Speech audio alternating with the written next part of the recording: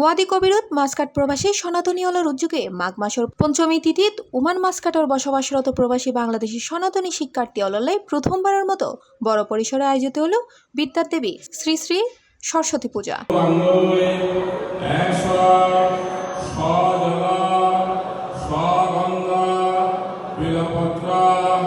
জানুয়ারির 23 তারিখ শুক্রবার হিন্দু সম্প্রদায়ের অন্যতম এই ধর্মীয় উৎসবত পঞ্চমী তিথিত বিদ্যা ও জ্ঞানের অধিষ্ঠাত্রী দেবী সরস্বতীর চরণে পুষ্পার্পণ করে অগণিত ভক্তল।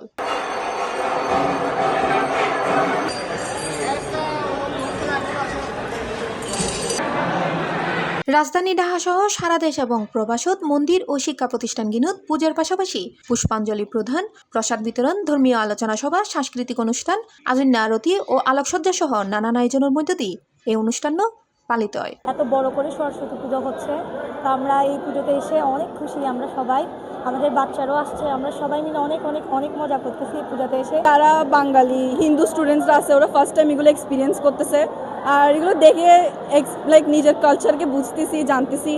ছাত্রছাত্রীরা খুশি হই এবং তারা অঞ্জলি দিয়ে মার কাছে বিদ্যা প্রার্থনা করবে।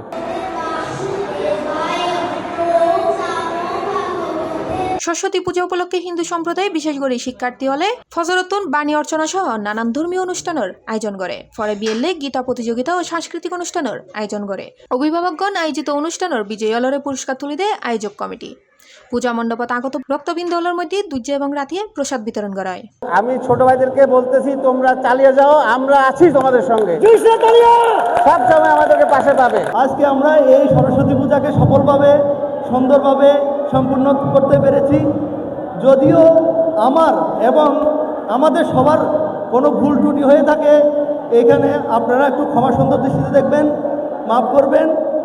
তরুণরা দেখিয়ে দিয়েছে, আমাদের আঙ্গুলিতে দেখিয়ে দিয়েছে এই অনুষ্ঠান কীভাবে করতে হয়, তা আমরা উৎসাহিত হয়েছি।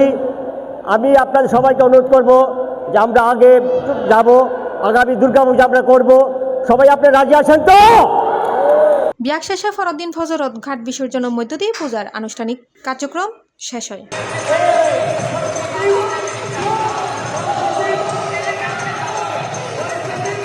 C+ TV, Chittagong.